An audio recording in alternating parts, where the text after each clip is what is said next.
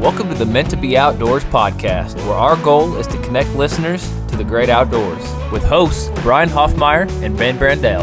I'm host Ben Brandell, owner of Meant to Be Outdoors, instructor of outdoor skills, and passionate about personal growth.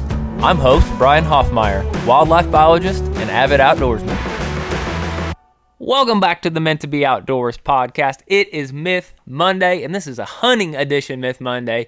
Bow season for whitetail started here in Missouri last week on September the 15th, so we want to bring a hunting edition Myth Monday to you. I am your host, Brian, with my trusty co-host, Ben Brandell. Hopefully this topic will save some people some money when they go to buy their hunting gear this year. Ben, let's start out with what we are thankful for before we dive in to talking about scent control clothing. I'm truly thankful for knowledge.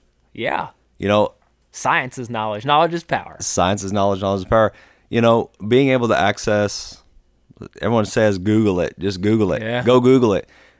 You know, having access to information is just so powerful, and just thankful that, you know, as you and I, as we get into this topic, as we get into whitetail deer, some of that stuff, they're smart, but they're not as smart as us. So I'm just so thankful we are the smartest out there. It feels good to be alpha, that's for sure. And not alpha over other humans, but just over all the animals living here. We're the top of the food chain, and that does feel good. I want to give thanks for discernment. You know, I personally believe that mostly comes from the Holy Spirit, but just to be able to question things or have that discernment, and that's kind of how this topic even came to me several years ago of, is this really cracked up to be what it says it is? And in the world, the outdoor world, there's so much gear, and it is a business. People are trying to make money. They want you to buy their gear over something else. But a lot of the marketing things they're pushing, is there relevance to that? So having discernment, I'm thankful for that. That's good. That is a great one to have. Absolutely. Discernment's pretty powerful as well. Yeah.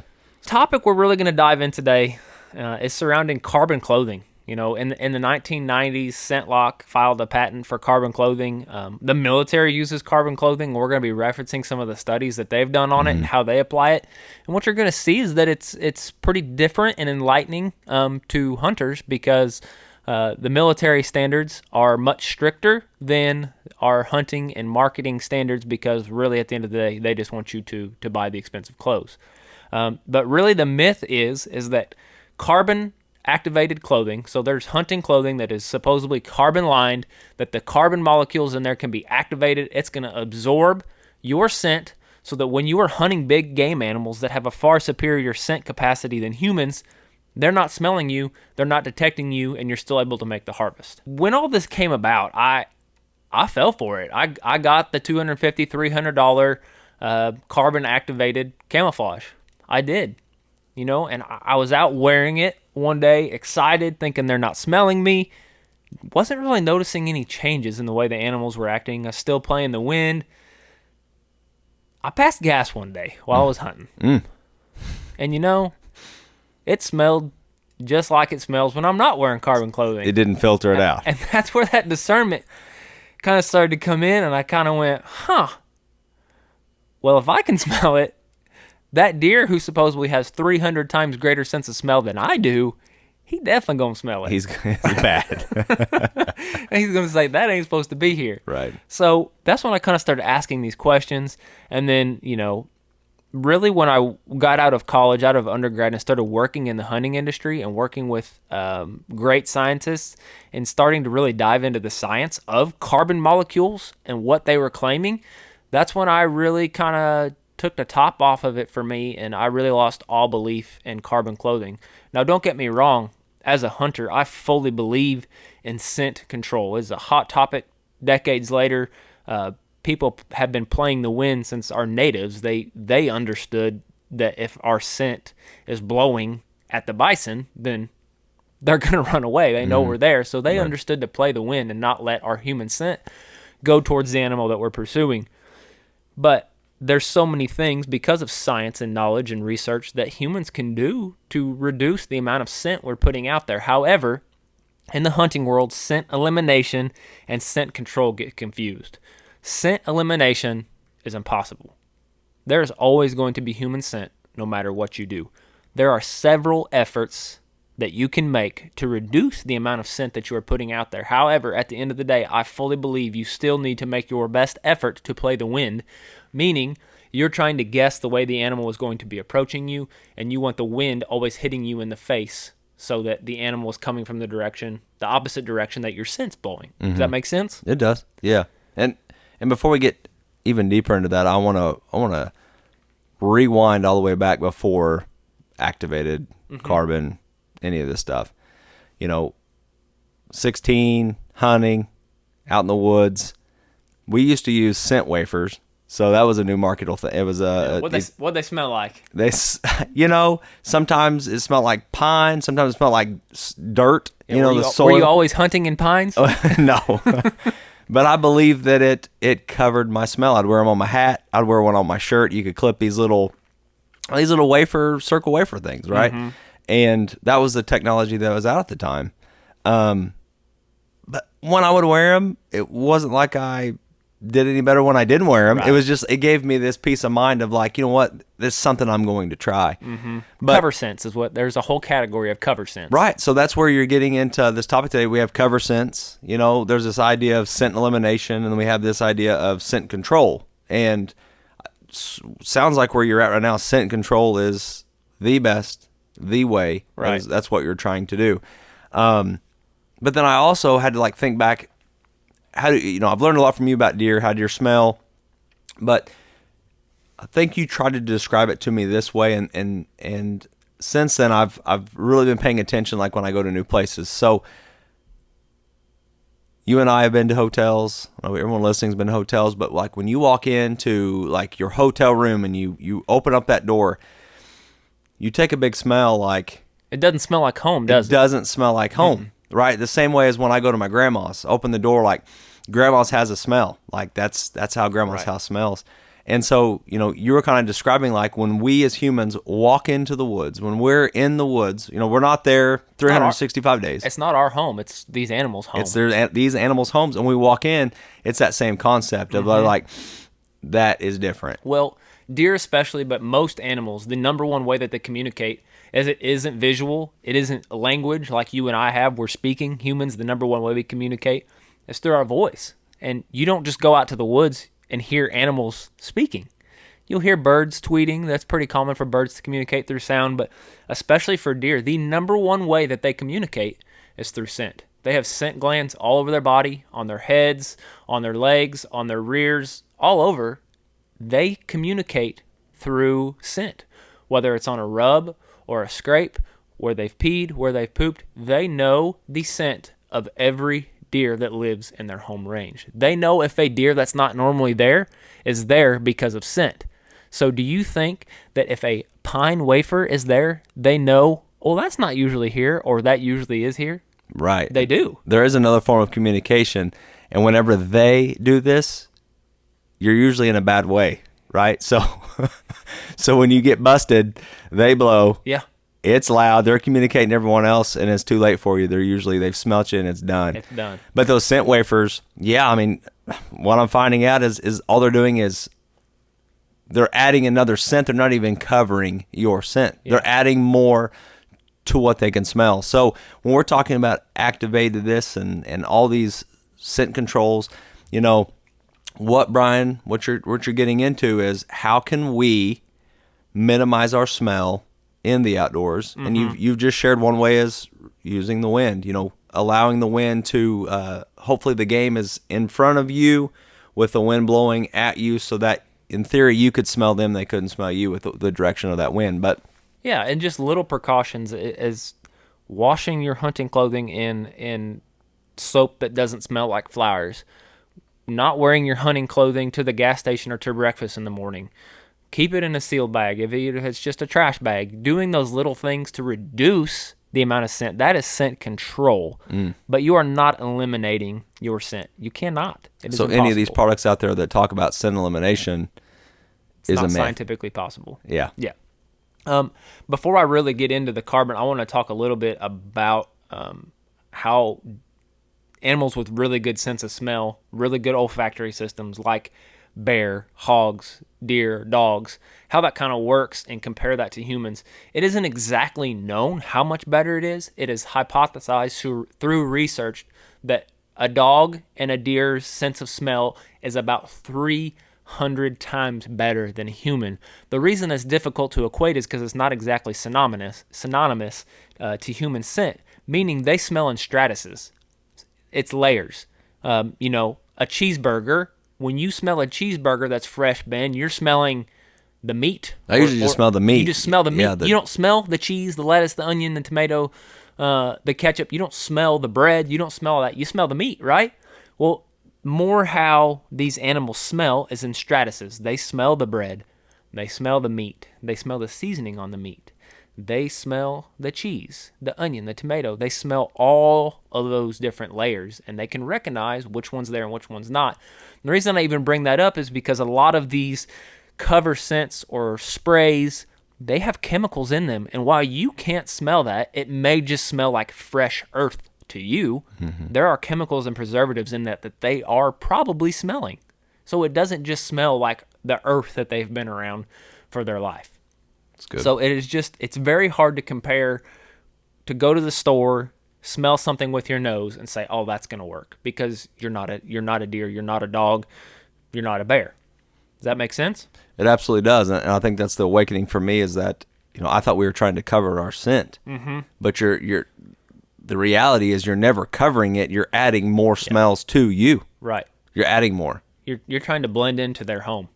Is what you really want to do at the end of the day, and adding more smells is doesn't not work. usually the best route. Right. So let's really jump into our topic, carbon activated clothing.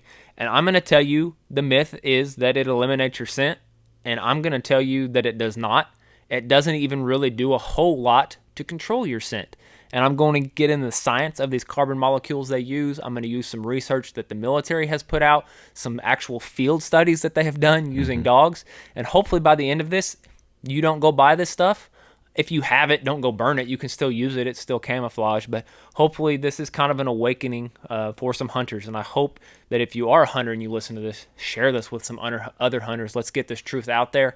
I'm not trying to put companies out of business. I want you to be more successful. Spend your money wisely. Buy the right stuff. Fair enough? Fair enough. All right. So activated charcoal clothing. What they're saying when they sell it to you is that their clothes that you are buying are filled with carbon molecules. So when you really start to look at them, and I've done this as I'm wearing some of these clothes, where is it? Right. I don't see carbon pads. There's nothing sewn in. Is it even in there? You're really just trusting that it's even in there. Then I'm looking at, well, it's 75 degrees today. This light jacket that I'm wearing is a quarter of a centimeter thick. How much could they even possibly fit in here? And when you look at the science of the truth is carbon can absorb scent molecules. I'm not saying that it can't. It can, but I'm just saying how it's utilized in clothing isn't proper. The thicker the carbon, the more carbon molecules are there, the more scent that it can actually absorb. The more things that are actually scent molecules are locking onto this carbon and staying with that molecule instead of going out into the environment. However, if you're wearing a tiny little thin piece of clothing and there may or may not be a little bit of carbon wound through there somewhere, its capacity, how much it can actually hold, is so small. Secondly, once you activate carbon, which is done by heat, it's activated and it's constantly absorbing. So if you wash it, activate it with heat, they tell you to do it in the dryer, which we're going to get into that in a minute too, and then you hang it in your closet. By the time you use it, that's capacity to absorb's done. You really need to put it right into something, theoretically, that is completely scent tight and it's not absorbing anything. The other side of that is that it also absorbs water vapor. So if you are wearing carbon clothing and the relative humidity around that clothing is above 50%, it is now, the pores of that carbon are now being blocked by water vapor molecules. It can't absorb scent because it's blocked by water. Now, how many times when you go hunting do you perspirate? Do you sweat a little bit? Oh, I think almost every time. Just, it is a trek back to the truck. Correct. Yep. So almost all the time, even when it's cold, you're going to perspirate.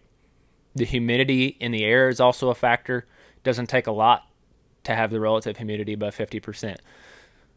I'm going to go say 9 times out of 10, it may be 10 times out of 10. When you go hunting and you're wearing carbon-activated clothing, the relative humidity around your body and around that clothing is going to be above 50%, meaning that those carbon molecules are holding on to water vapor, not scent. So there's a reason right there where it's probably not working. And so it really is doing nothing for you at that point. And if that's happening most of the time, then why even have it out there? And that just goes back to me, it's a business. It's a hunting business. They want you to buy these clothes. And the reason I even want to kind of debunk this is, guys, they're charging crazy amounts for this clothing. I'm talking, there's a fleece pullover jacket. I'm looking at it right now. So let me ask you this. Yeah. $400. $400. So let me ask you this. $180 for a pair of pants. If I wore the base layer plus the thin jacket with the fleece under or over it and the stocking cap and the gloves. All carbon activated is what all you're telling carbon me? activated pants, boots, they have it all. Masks, they have the masks. If I've got that head to toe, in theory that could work a little bit better because there's thicker and more. There's more carbon. More carbon. You have a higher capacity. Correct. Yeah. The military uses this technology that we're talking about, this carbon activated clothing. They actually use it in chemical warfare situations. They hand out what they call chemical warfare garments. However, they're very thick. The level of carbons that they put in theirs are much higher than what these hunting companies claim. The military standard is that if you wash a chemical warfare garment 6 times, it is now trash because it no longer works. It's done. It's done. If you have it for longer than 45 days, it is now trash. The life expectancy of that carbon is no longer. It's trash. So if it's washed 6 times or 45 days, it's done. Now let me ask you this. Who in their right mind wants to pay $400 for a fleece carbon activated jacket, keep it for 45 days, and then throw it away? Well, I wouldn't. I don't. I'm going to still wear it. Yeah, It's because just it's not still camo. Yeah. And that's fine. And it may be a great piece of clothing to keep you warm, but it is not controlling your scent anymore. It's not. It's done. Right. And so if you're washing it, if you're using it, it has a very short life expectancy. So much so that the much higher rated military stuff is only 45 days and 6 washes. What do you think the cheap stuff you're buying at the store is? Right. Less than that. Right. Less than that. Secondly, for you to really be controlling your scent, you should be taping and zip tying every opening. The zipper should have a flap that's carbon lined over it. You should have this tight thing around your neck and your cuffs and your hands.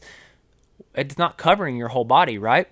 Bill Winke, Midwest Whitetail, he's known for harvesting some of the largest number of world-class whitetails in the hunting industry. Super popular online. You can look him up. He has been through all this stuff. He doesn't use this clothing anymore. He's quit several years ago after using it for 15 years and saying, I've noticed no difference.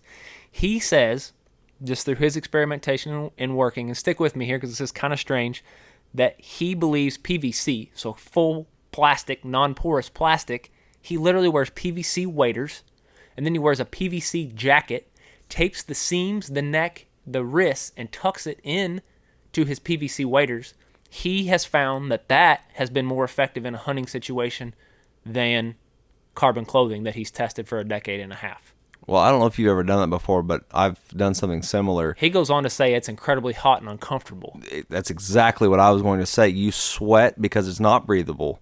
It completely traps in it, which is why it's some of the best material used for waterproof, like Correct. actually having rain gear. But back to deer, yes. Yeah. They did a study with dogs, and they used dogs because it's very similar olfactory systems to deer. And olfactory is your sense of smell. They took 42 people. They put 21 of them in these carbon-activated hunting suits, and they put 21 of them not in them, and they sent them out all into the forest, spread out everywhere. And then they sent these tracking dogs out to find them. Guess what? They found all 21 people not wearing a suit, and they found 20 of the 21 that were wearing carbon-activated suits, which there's room for error in a science study. Could it have been the suit? Yes. Could it not have been? Yes. What they did find was that it very, very minutely reduced how long it took the dogs to find them. It took 2.7 minutes to find the people without the clothing and only 3.4 for them to find the people with the clothing. Now, is that enough difference charge that much for clothes, you're going to be out there hunting longer than 3.4 minutes, right? Right. That deer is going to be in range of smelling you probably longer than that, because he's going to be in range of smelling you from like a mile away. Wow. As they're coming in. So that study right there alone, just with dogs, being able, really negligible differences between the suit and not, is enough for me right there to say, well, who cares? I'm not going to buy it then. So let me put you on the spot. Okay. I have enough money that I can buy this stuff. I have enough money. And it only found 20 people, not 21. So you're telling me there is a tiny chance that it could help me. Correct. You know, the myth today is really to share that there is no such thing as elimination. Correct. We can't do it. But in this product, if I had enough money and I chose to, and maybe somehow it gave me a 1 second advantage, would you still be against me having it? I would not be against anybody having this. I'm just trying to say that it's probably not worth 3 times the money as the jacket that you can go get in the Walmart hunting aisle. Right. Right.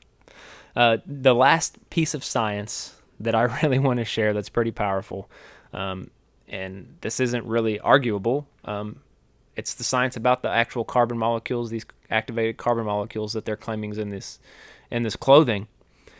To reactivate it, if you follow the directions on the tag, you're supposed to wash it.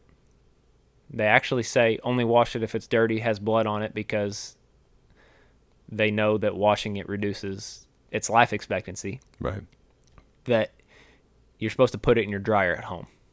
And that supposedly is going to, as we know, heat makes all molecules move faster.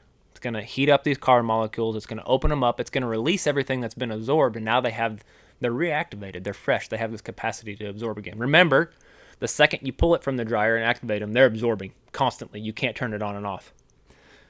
Second, to fully reactivate a carbon molecule to have its full capacity to absorb scent molecules, it has to be heated to a temperature of 1,472 degrees Fahrenheit.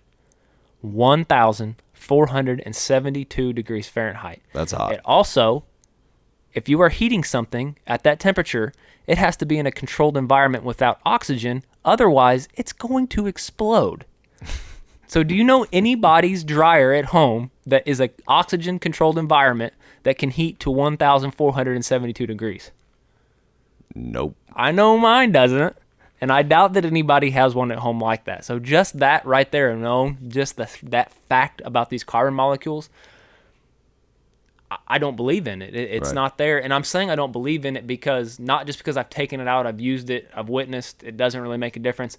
I'm taking science and I'm putting science to this about what these molecules really do. And even at the end of the day, when the military's using it, their standards are better than hunting standards. There's really no standards. They can put out whatever and make any claims about whatever clothing that they want. They're using thicker carbon. It's basically disposable after 45 days. They're throwing it away. So at the end of the day, I don't want anybody to go out and waste their money on carbon, charcoal activated clothing. That's good.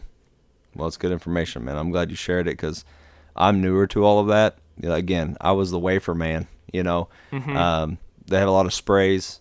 You know, that's something that I think is starting to help people hunt better, the different types of sprays that are out there to help control some of your smell. Right. But I just love that we're sharing that there is no way to truly eliminate it from ozone to any of these. You're going to be picking up smells, just like Grandma's house, just like that hotel. When we enter the scene, we're always going to have some sort of smell on us. Yeah, we're powerful. shedding billions of skin cells every single day as humans. That's what dust is. That's why there's so much dust in any of our dwellings, because we're shedding all these skin cells. What happens? Those start to decompose. So if there's bacteria present, that decomposition of those skin cells is what really puts that human scent out there. So I think a better approach, and some companies are going to this, is reducing the bacteria so that decomposition rate is slower while you're hunting, so you're not putting out as much smell. But anyway, I hope that you guys can go out, get some camo. I don't care what camo it is. Find a place to go hunt. Even if you just want to take some pictures of the animals that are out there, use some scent control methods, play the wind, have some discernment, whether you're fishing, hunting, paddling, whatever you're going out to do, about the products that you're buying. If you have questions, reach out. We'd love to share our opinions and some science behind why we use what we use. We're not always going to be right, but we do. We have been in this for a long time, and we do our due diligence and research about the things that we share. So that is it for this Myth Monday episode on the Meant to Be Outdoors podcast. I hope that you guys will download, subscribe, and follow along to each of our episodes. Share it with others so they can enjoy it as well. Follow us on TikTok, Instagram, Facebook. If you want to support the podcast, we have a Patreon that you can become a monthly member for $5 or $10 a month. We thank you so much for listening. Please find time to go enjoy the great outdoors. Thank you for listening to the Meant to Be Outdoors podcast, hosted by Brian Hoffmeyer and Ben Brandell. Please help us by subscribing. Also, follow along on TikTok, Instagram, and Facebook.